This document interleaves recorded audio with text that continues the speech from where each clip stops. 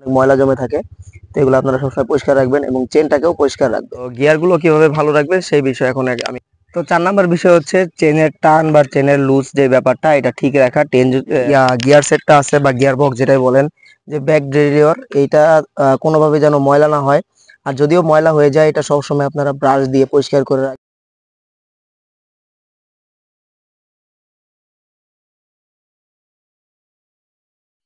আসসালামু আলাইকুম guys, welcome back to my YouTube channel. আশা করি সবাই আপনারা ভালো আছেন। তো অনেকে আমাকে প্রশ্ন করে থাকেন যে সাইকেলের গিয়ার কিছুদিনের মধ্যেই নষ্ট হয়ে যায়। তো এটার মূলত কিছু কারণ রয়েছে। তো আজকে আমি 5টা কারণ নিয়ে কথা বলবো।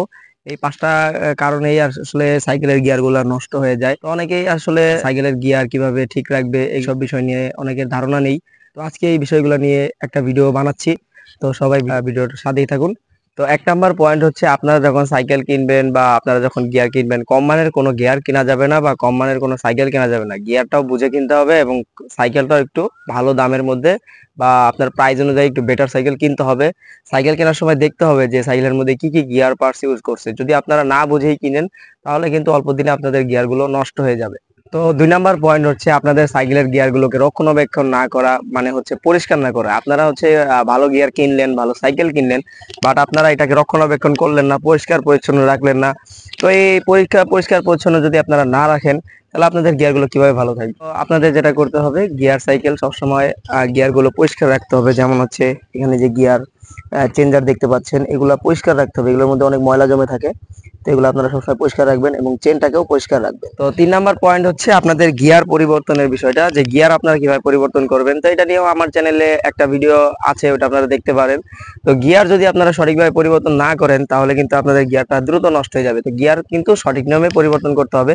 যদি সঠিক নিয়মে আপনারা পরিবর্তন না করেন তাহলে গিয়ারের উপরে প্রেসার পড়বে, চেন ছিঁড়ে যাওয়ার একটা সম্ভাবনা থাকতে পারে। তো গিয়ারের উপরে কোনোভাবে প্রেসার করা যাবে না। সঠিক নিয়মে গিয়ার চেঞ্জ করতে হবে এবং কোন কোন পরিস্থিতিতে কোন কোন গিয়ার ব্যবহার করতে হবে সেটা আপনাদেরকে জানতে হবে। তো 4 নাম্বার বিষয় হচ্ছে চেনের টান বা চেনের লুজ যে ব্যাপারটা এটা ঠিক রাখা। চেন যদি অতিরিক্ত লুজ থাকে তাহলে কিন্তু আপনার গিয়ারের সমস্যা করবে, আবার অতিরিক্ত টাইট থাকলেও সমস্যা করবে। তো এটাকে আপনাকে অ্যাডজাস্ট করে রাখতে হবে, সবসময় খেয়াল রাখতে হবে যে চেন যেন অতিরিক্ত লুজ বা অতিরিক্ত টাইট না হয়ে যায়, কারণ এই চেনের কারণে অনেক সময় গিয়ারের উপর একটা চাপ পড়ে।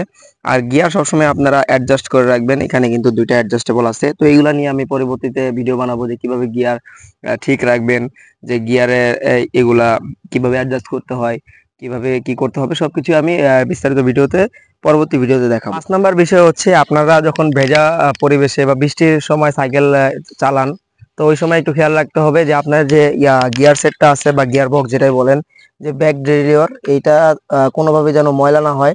আর যদিও ময়লা হয়ে যায় এটা সবসময় আপনারা ব্রাশ দিয়ে পরিষ্কার করে রাখবেন, যাতে এটার ভিতরে ময়লা গিয়ে মরিচা পড়ে না যায়। কারণ মরিচা পড়ে গেলে আপনার সাইকেলের স্পিডটা যেমন কমে যাবে আর আপনার গিয়ারটাও দ্রুত নষ্ট হয়ে যাবে। আর সব থেকে বড় কথা হচ্ছে, আপনারা সঠিক নিয়মে গিয়ার ব্যবহার করতে হবে, যে কোন কোন পজিশনে কোন গিয়ারটা দিলে আমার গিয়ারে কোনো সমস্যা হবে না এবং গিয়ারটা ঠিক থাকবে। এখন বলবো যে আপনাদের গিয়ার কিভাবে ভালো রাখবেন। সর্বপ্রথম তো আমি আপনাদেরকে জানাইলাম যে কি কি কারণে সাইকেলের গিয়ার এগুলো নষ্ট হয়ে যায় দ্রুত। তো গিয়ার গুলো কিভাবে ভালো রাখবেন সেই বিষয়ে এখন আমি কথা বলবো। তো 1 নাম্বার বিষয় হচ্ছে, আপনাদের গিয়ার গুলো সবসময় পরিষ্কার রাখবেন। কোনো রকমের ময়লা ধুলাবালি যদি জমে বা কাদা জমে থাকে, তো আপনারা এগুলো ব্রাশ দিয়ে পানি দিয়ে ধুয়ে পরিষ্কার করে রাখবেন। সবসময় পরিষ্কার করে রাখলে গিয়ারটা ভালো থাকবে। 2 নাম্বার বিষয় হচ্ছে, আপনাদের এগুলো যখন মরিচা পড়ে যাবে গিয়ার বক্সের ভিতরে বা চেনের ভিতরে মরিচা পড়ে যাবে, তখন এগুলোর মধ্যে আপনারা তেল দিবেন। কিন্তু অতিরিক্ত কোনো তেল দেওয়া যাবে না। এগুলো তেল দিয়ে পরিষ্কার করে রাখবেন। দেখুন আমার চেনের ভিতরে কিন্তু অনেক জং পড়ে রয়েছে। হাত দিলে কিন্তু কোনো তেমন একটা কালি অনুভব করা যাচ্ছে না, দেখা যাচ্ছে না কালি। তো আপনারা এগুলো সবসময় তেল দিয়ে রাখবেন। আর এই যে এখানে ফ্রি হুইল আছে এটার মধ্যেও তেল দিবেন, চেনের মধ্যে তেল দিবেন। পাশাপাশি যে গিয়ারের যে চাকাগুলো আছে এটার মধ্যে আপনারা তেল দিবেন। তেল দিয়ে রাখলে কি হবে, মরিচাটা পড়বে না আর আপনাদের গিয়ার গুলো ভালো থাকবে। 3 নাম্বার হচ্ছে আপনাদের গিয়ার পরিবর্তনের বিষয়টা। তো প্যাডেল বন্ধ থাকা অবস্থায় কোনো সময় গিয়ার পরিবর্তন করবে না। চেন প্যাডেল প্যাডেল দিবেন আর গিয়ার চেঞ্জ করবেন। প্যাডেল অফ থাকা অবস্থায় গিয়ার পরিবর্তন করলে গিয়ারের উপরে একটা চাপ পড়ে, এক্ষেত্রে গিয়ার কিন্তু নষ্ট হয়ে যেতে পারে। আর কখনোই আপনারা নন ব্র্যান্ডের কোনো গিয়ার ব্যবহার করবেন না, সবসময় একটু ব্র্যান্ডের ব্যবহার করার চেষ্টা করবেন। যদি আপনাদের কাছে গিয়ারটা বেশি ইম্পর্টেন্ট হয়ে থাকে তাহলে একটু দামি গিয়ার ব্যবহার করাটাই আমি সাজেস্ট করব।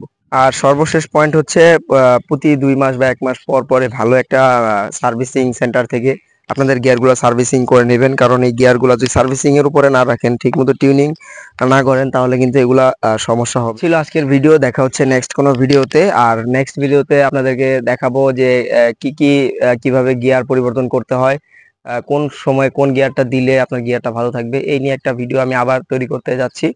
তো ওই ভিডিওটা আপনারা দেখবেন। আর এই চ্যানেলে যারা এখনো সাবস্ক্রাইব করেনি, অবশ্যই সাবস্ক্রাইব করে দিবেন। আল্লাহ হাফেজ।